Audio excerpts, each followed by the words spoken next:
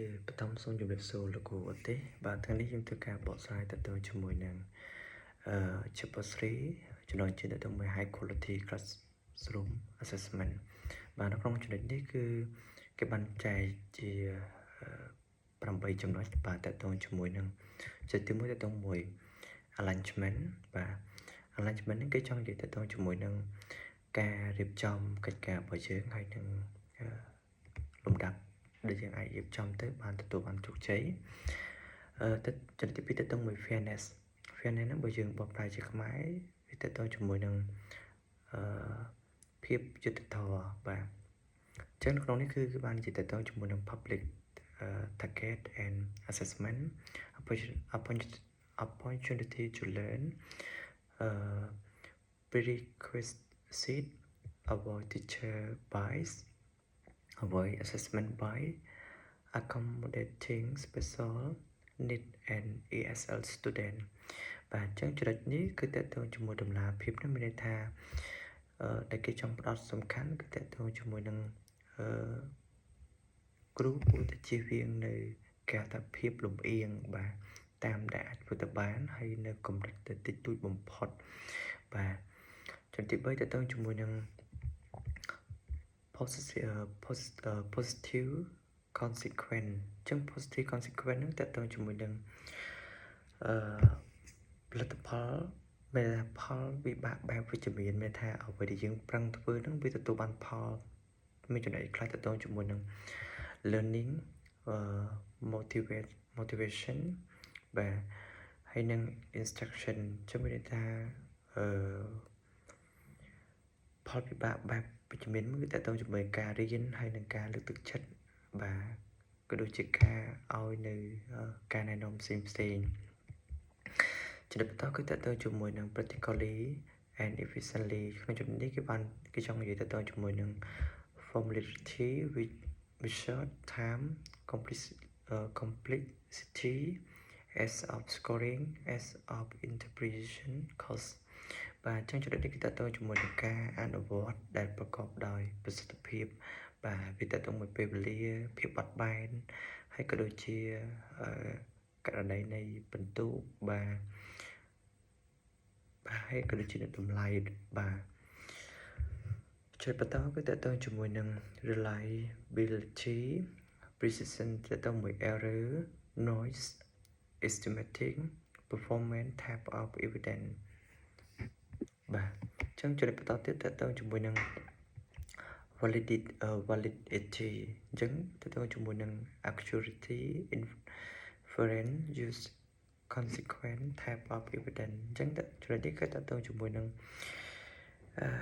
ប្រភេទនៃផុសតាងដែលយើងប្រមូលបានឬក៏ប្រភេទនៃព័ត៌មានដែលយើងបានប្រមូលបានពីគូសិស្សក៏តើតើជាមួយនឹងhigh quality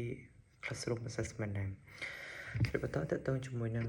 បាទចំណុចទី7គឺតើតើជាមួយនឹង clear and appropriate learning target មានន័យថាភាពច្បាស់លាស់នៃការសិក្សាដែលទទួលបានលទ្ធផលល្អហើយចំណុចចុងក្រោយដែលខ្ញុំចង់និយាយតើតើជាមួយនឹង select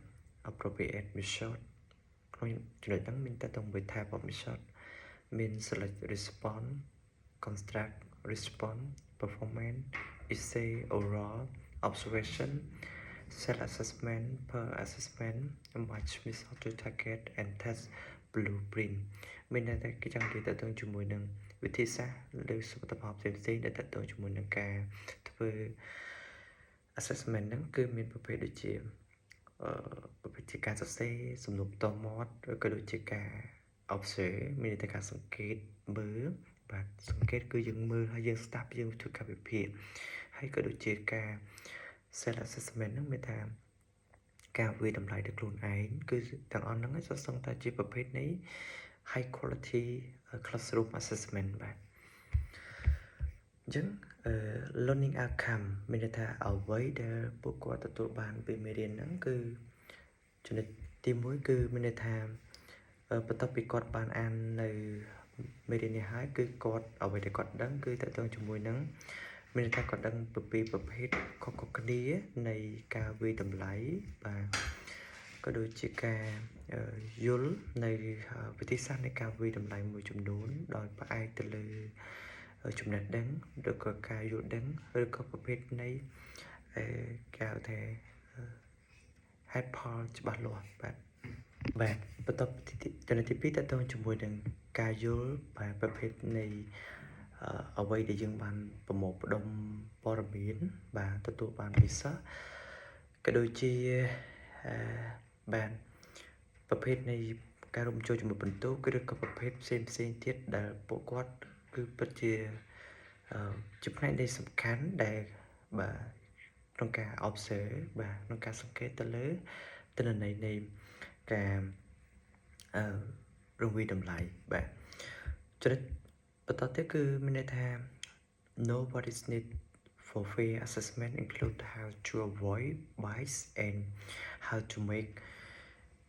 assessment appropriate to special student population មានន័យថាគឺជាការភាពចាំបាច់ដែលយើងគួរតែមានបាទតម្លាភាពនៃការវិតម្លៃដោយរួមបញ្ចូលនៃការជៀសវាងនៃប្រភេទភាពនៃលំអៀងក៏ដូចជាការធ្វើឲ្យរង្វាយតម្លៃហ្នឹងធ្វើឲ្យសិស្សមានភាពពេញនិយមនិងពេញចិត្តចូលចិត្តបាទចំណុចទី4តើទៅជាមួយនឹង understand what make assessment practical and efficient and why this is an important consideration to determining how to measure student outcome ចឹងប្រភេទនៃការយល់នៃការរង្វាយតម្លៃអនុវត្តការរំលាយប្រកបដោយប្រសិទ្ធភាពហើយហេតុអ្វីបានជាគេចាត់ទុកថាវាគឺជាផ្នែកមួយដ៏សំខាន់ដែលជាលទ្ធផលសិក្សារបស់សិស្សបាទអញ្ចឹងចំណុចបន្តគឺតើតើជាមួយនឹង introductory case study and ហើយសំណួរដែលគេបានសួរគឺសួរថា which assessment should Kauna use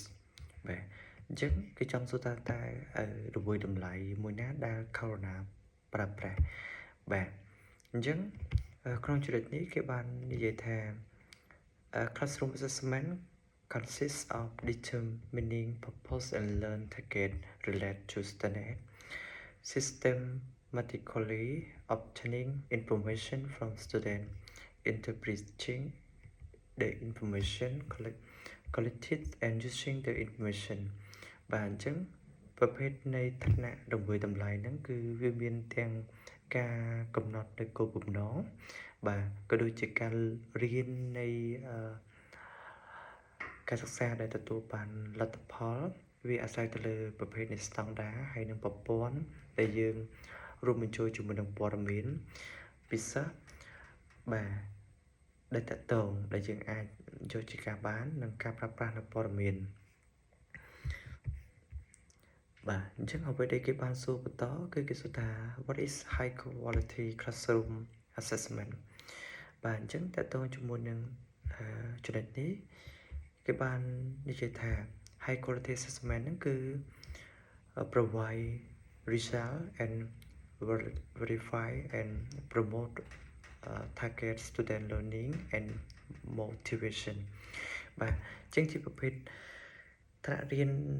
ដែលវិតម្លៃដែលប្រកបដោយប្រសិទ្ធភាពខ្ពស់ហ្នឹងគឺគេមានបែងចែកជាមួយលទ្ធផលក៏ដូចជាការបញ្ជាក់ជាមួយនឹងtarget ផ្សេងដែលសិស្សរៀនទទួលបានមានថាអ្វីដែលគាត់បានទទួលផលពីការសិក្សារបស់ពួកគាត់ហើយ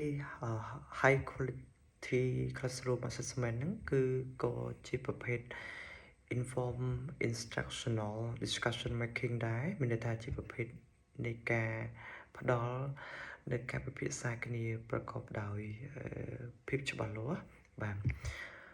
as a participant in chapter 1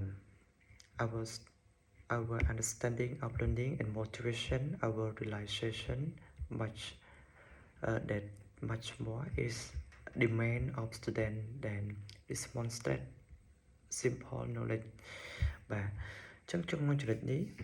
ដែលបន្តគឺតើតើជាមួយនឹងចំណុចទី1តើតើមួយ clear and appropriate learning target អញ្ចឹងចំណុចនេះគឺគេបាននិយាយតើតើជាមួយនឹង chapter 1 និង chapter 2ហើយចំណុចហ្នឹងដែរគឺវាតើតើជាមួយនឹងការចាប់ផ្ដើមនៃការរវិតម្លៃជាមួយនឹងភាពច្បាស់លាស់ក៏ដូចជាភាពសម្រេចបាននៅការ រៀនដែលទទួលបានលទ្ធផលល្អហើយវាគឺជាគុណសម្បត្តិបាទនៃភាពត្រឹមត្រូវនៃគេហៅថាភាពលំបាកទៅកាន់ការលើកទឹកចិត្តសិស្សក្នុង appropriate target ហ្នឹងគឺវាជាប្រភេទនៃការទទួលខុសត្រូវក៏ដូចជាការរៀបចំនៃមេរៀនរបស់សិស្សនីមួយៗក៏ដូចជាការសិក្សាដែលប្រកបដោយស្តង់ដារចំណុចទាក់ទងជាមួយនឹង alignment of assessment method and learning target ហ្នឹងគឺចំណុចនេះគឺវាជាប្រភេទនៃការរៀបចំនិងវិធីសាស្ត្រនៃការវិតម្លៃផ្សេងៗដែលប្រកបដោយលទ្ធផលខ្ពស់ហើយនិងសមិទ្ធផលល្អបាទអញ្ចឹងក្នុងចំណុចនេះដែរក៏មានប្រភេទនៃ